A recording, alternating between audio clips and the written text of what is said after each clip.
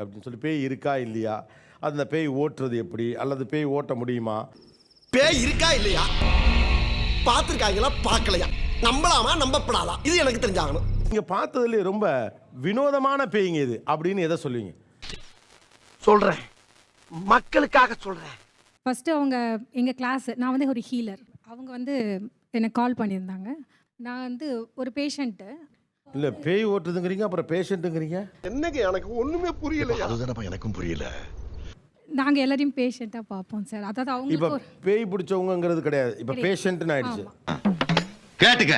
Patient. இன்னொன்று பேயின்னு நாங்கள் சொல்ல மாட்டோம், நாங்கள் ஆன்மாக்கள்னு சொல்லுவோம். அவங்களுக்கு வந்து பார்த்தீங்கன்னா தூங்கவே முடியாது. 20 வருஷமாக ஒரு நிமிஷம் கூட தூங்க முடியாது. இதெல்லாம் நம்புற மாதிரியாங்க இருக்குது.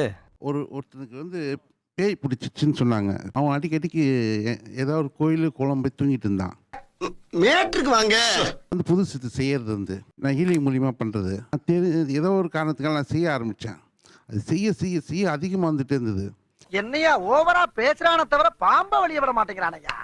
இது என்னடா பிரச்சனை தேடி கண்டுபிடிச்சேன். ரொம்ப பயங்கரமான ஆளா இருப்பாரோ. இது எங்கே நான் வேற்று கிரகத்துலேருந்து வந்த ஒரு மந்திரவாதியாக இருக்கலாம். அவரோட ஆத்மா வந்து அவன் உடம்புக்குள்ளே இருக்குது. என்னடா சொல்றீங்க? அதாவது இந்த பேய் ஏலியன் பேய் அது. இவன் உடம்புல இருந்தது.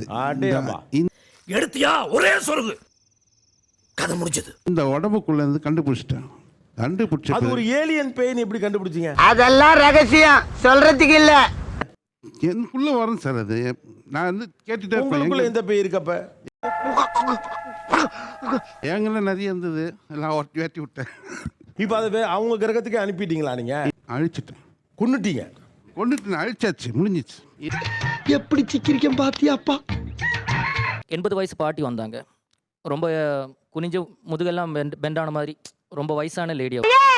கண்ணா பின்னான்னு அலையிற கண்ணாமூடி ரெண்டையும் தோண்டி கையில கொடுத்து போடுவேன். ஆமா, எப்படி தலையில கை வச்சுட்டு மந்திரிப்போம் அப்படின்னு இருக்கும்போது அவரோட கேரக்டர் டோட்டலாக மாறிடுச்சு. தள்ளி விடுற அளவுக்கு ரொம்ப ஸ்ட்ரென்த் அதிகமாக. 80 வயசு பாட்டி எல்லாரையும் தள்ளி விட்டுட்டாங்க. ஆமா, ஒரு மனுஷன் போய் பேசலாம், ஆனா ஏக்கர் கணக்கில் எல்லாம் பேசக்கூடாது.